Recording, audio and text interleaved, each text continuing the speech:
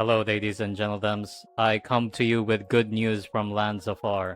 This Anomaly Arbitration is not the worst it's ever been so far. It's shocking, I know, but the difficulty is somehow regressing, thanks in part because Elation is finally getting their legs broken for a bit, and everyone else is celebrating on their grave.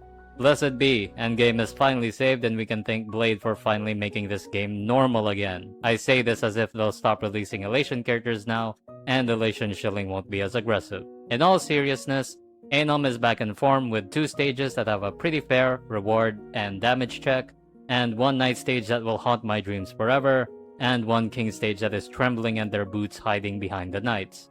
This video can serve as a guide, but let's be real, you're here to listen to me yap about how good or bad this game mode is. So let's get on to the show, right?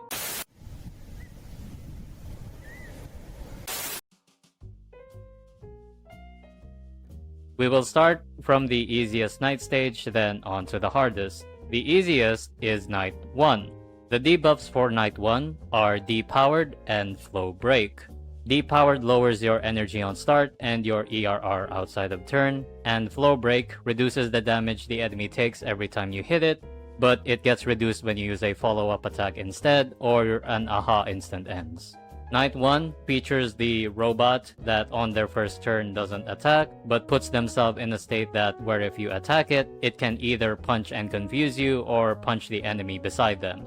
You can guarantee that they punch the enemies if you put elation damage on them. Then you have these dudes that kinda just hit you, I guess. They have high ice res, so good luck running Herta here, I guess. And you have this new mini-boss. This mini-boss is really weird. On its first turn, it does a pretty meh single target attack, and then it steals away your attack and max HP. They gain 6 stacks above their head, and if you do any sort of attack to them, the stacks get reduced by 1. Once you do 6 attacks, the mini-boss gives you back your attack and max HP that he stole, and the unit that triggered the last attack gets an attack buff. This can be stacked, so you can have a lot of attack buff if you do the gimmick correctly and if you have a slow attack DPS like, let's say, Evanesia. If you fail the gimmick though, it does a huge AoE attack, but it doesn't turn off the stacks. The unique part about this boss is that it is very sustainless friendly. Its first attack doesn't do enough damage to set you at half HP most of the time, and when it steals your HP, it's based on your max HP, so you're likely to have half of your HP. But when the boss returns your HP, if you do the 6 attacks gimmick, you don't get stuck at half HP like when Nikador steals your HP to do the spear gimmick. Instead, you heal every point of HP the mini-boss stole. This means that their first attack doesn't do any damage at all. You just heal it all back as long as the amount of HP you're left with is higher than the amount of HP after they stole your max HP.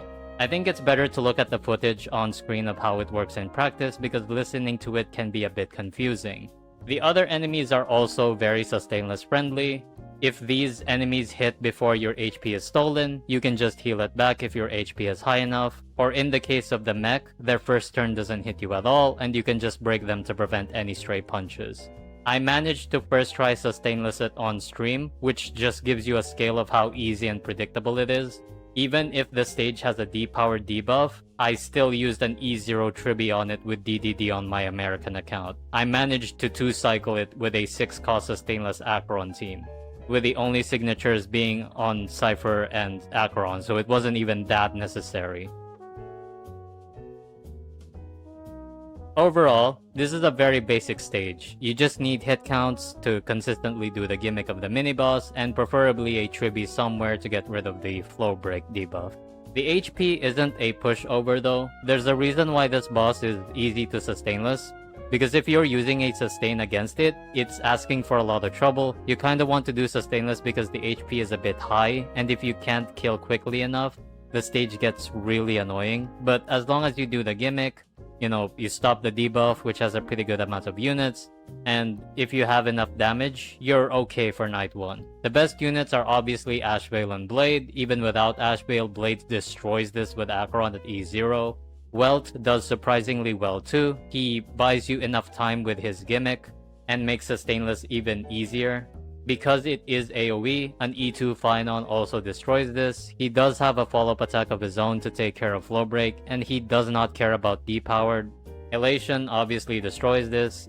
Even Break with Himiko managed to get good results on my end. DOT smacks it around. I can even see Fei Xiao somehow doing this, but not without Ashveil and Blade, so do whatever you want with that. There's a pretty decent amount of options you can use here. The only real bad ones are units that can't hit a lot, or units that can't use a follow-up attack support like Tribbie. Even then, you can use DHPT to take care of Low Break, but again, the damage gets kinda concerning. And I guess if you're ice like Evernight, it gets a little rough. But yeah, that's it. Have fun with this one because this is a rare occurrence where Sustainless is actively the normal way to play, and it is very satisfying to clear with it. The second easiest stage is Night 3. We have the enemies of the high fire res mech, you have the War Armor mini-boss, and then you have Nikador. Wait a second, Wave. It's Nikador. Why do you think this is not the easiest? Well, it's because of this brand new stage debuff. The stage debuff forces you to lose HP at the start of turn. It doesn't ignore shields, by the way, so don't worry, you can run Daniel Permansword or Aventurine here.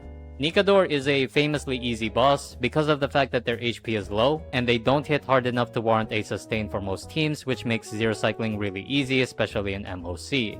The stage debuff on Anomaly Arbitration obviously makes the second part a lot harder. Nikador, even though his HP is mostly fake, the pillars do scale with Nikador's max HP, and it is quite a bit of a challenge this time around since Nikador has 14 million HP.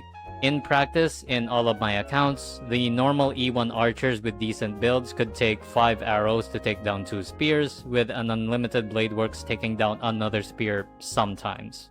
And also the wave 1, having the mech, kinda makes it harder to have enough HP in Sustainless, but at least there's only 1 this time instead of 2, like in Reverse Fight. And the War Armor dude does help you get energy, and their HP is also mostly fake, so the HP check isn't as high as it could be. So it's a fight that forces a sustain on you if you're not speedrunning with Eidolons, and has a decent amount of HP. But compared to the last patch, this is an angel in disguise. If you were here when Flame Reaver was in an Anom Night Stage in 4.2, this is significantly easier. I would go as far to say that if you manage to clear Reaver in 4.2, the exact same team just does better right now than they did 1 patch ago. In my experience, the same exact Archer team that I used in 4.2 that could 3-star in all of my free-to-play accounts, managed to do this much easier with less RNG. Overall, it's a Feast or Famine boss, but not as bad as Reaver, who had much more stipulations with the imaginary Resmech and had a tighter amount of AV to 2-star. Compared to everything else recently, this is pretty decent, actually. I kinda like seeing Nikador in endgame modes, he's very funny. As for the best units, do I really need to do this? It's Nikador. There's a fire res bot, so basically anything that isn't fire does well here. But even then, Firefly with E2 could do it, so it's not even that strict of a rule. Archer destroys this because Quantum Weak. Mono Rem with enough AoE investment shatters this. Again, it's the same as Reaver from the last Anom, but much more lenient. Ashveil could do this. Anoxa can do this.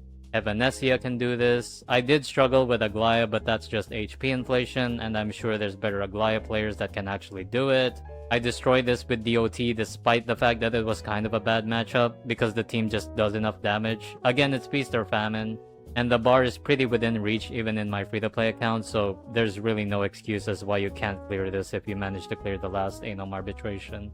Okay, so we're perfect so far in night stages that are pretty good. You know, they're pretty fair difficulty-wise with good enough diversity of options on all of them, and nothing is really that obnoxious in terms of shilling. So, let's hope the next night stages... You know, I thought it was harsh to call Mecha Pom Pom the same name as the person that literally committed a genocide. I mean, it's just an enemy in a gacha game, right? Like, and he wasn't that bad in the King stage back in 4.1. He doesn't really deserve it. But the game gave me a really good argument to think why it's fair in the form of Night 2. They eliminated nearly all of the elation shilling on Night 1 and Night 3 and put it all in Night 2. And I truly believe whoever designed Pom Pom has a special, very warm place in hell lined up for them. This fight is garbage, and let's explain why. The debuff is Stability Plus, which is the least offensive part of this, to be honest. The first enemy is the Quantum Mech, which can ruin your life if you're not running Break or some form of CC like Walter Anoxa. Then you have the Peacock, who is pretty tame, is pretty easy to control, and the Autonomous Wand, which can either raise their attack, CC the enemies, or advance them. Welcome to RNG hell, folks. There's no way to rig this except just breaking them, in which case you don't trigger the effects at all. The amount of HP these three enemies have is pretty whatever though. Optimistically, you'll be at 150 AV on Wave 1 before moving on to Wave 2. And Wave 2 has Pom Pom, the king of stalling. On their first turn, they go into a 2-stack state where they take no damage whatsoever, and the only way to get rid of this damage reduction is to generate 20 punchline for each stack. There's 2 enemies that pop up every once in a while that give you punchline upon kill. So unless you're running Elation, you are quite literally locked out from clearing quickly. Once you're done with that, there's a phase 2 that then does the same thing all over again. The amount of stall this boss has and how specific it is makes Pollux feel like a choose your adventure compared to the uninteractive mess Pom Pom is, and it hits hard enough that non-break sustainless feels terrible. This is worse than Reaver, this is worse than Sparksy, this is worse than Lygus, this is worse than Hule with a delay blessing. The King stage Pom Pom had buffs to make the boss not feel like such a trash fire. Therefore, as a night stage without any buffs, nothing saves how BS this fight is. I hate this fight with a burning passion. With that said, this fight is not impossible if you're not running Elation. There is a way around this, but it all involves some form of brute forcing. Because Pom Pom actually needs to take the first turn to do the damage reduction on phase 1, you can simply break him before his first turn and beat him with suspiciously Firefly-sized hammers. This is the easiest route without Elation, but remember that in phase 2, you can't avoid the damage reduction at all, and you need to plan your kills to get the reduction off as quick as possible. Otherwise, Pom Pom will beat you to death himself. You can also use someone like Robin with AV Witchcraft to squeeze in as much actions as possible before the first turn. Notably, Finon's double meteors burning through Pom Pom's HP like melted cheese is also really effective, or you just raw dog it with high damage and Eidolons with Mono Rem or DOT of course. These methods are pretty high investment though, and the longer the fight goes, it gets a lot worse. The line between 0 cycling this stage and 3 cycling it is a lot thinner than you think, and I couldn't clear this at 3-star without using a form of break brute force in all of my accounts. It is genuinely a terrible experience. Overall, if you can't brute force this in some way or have Elation, just save your sanity, take the 2 stars and move on. This boss is not worth it. The best characters are the limited 5 stars in your account that have the highest cost, that released on 3.x and after, and Elation. I'm not joking. If you don't have Elation, just brute force this one, gang. At the very least, the other 2 stages help with cutting costs, but that's a compliment to those 2 stages and a spit on the face to Mecha Pom Pom. I'm not gonna call him Mecha you know what, this bastard knows what he did. And finally, we have the King stage. The debuff is the HP loss from Nikador's fight and flow break from night 1, all very manageable, and the buffs they give is also really strong. There is one for Elation, there's one that is an insane fire and lightning res reduction, and the last debuff is kinda mid, but if you're not running fire and lightning, it's pretty alright I guess. First wave is the Quantum Mech. You also have the Swarm Mother, and one magical girl. The Swarm Mother hasn't been seen in a while. If you want to know its mechanics, you can check my previous Anomaly Arbitration video from 3.8, but the gist is that it summons mobs for you to kill, and you want to increase its stacks ASAP with basic attack skill, ultimate, and memo sprite skills. Then on the second wave, you have Echo of War Skarakabaz. It's the same mechanics as the Echo of War. If it has a blue aura around itself, it will continuously spawn smaller bugs, and if you break it with the blue aura, it self-damages itself and the smaller bugs.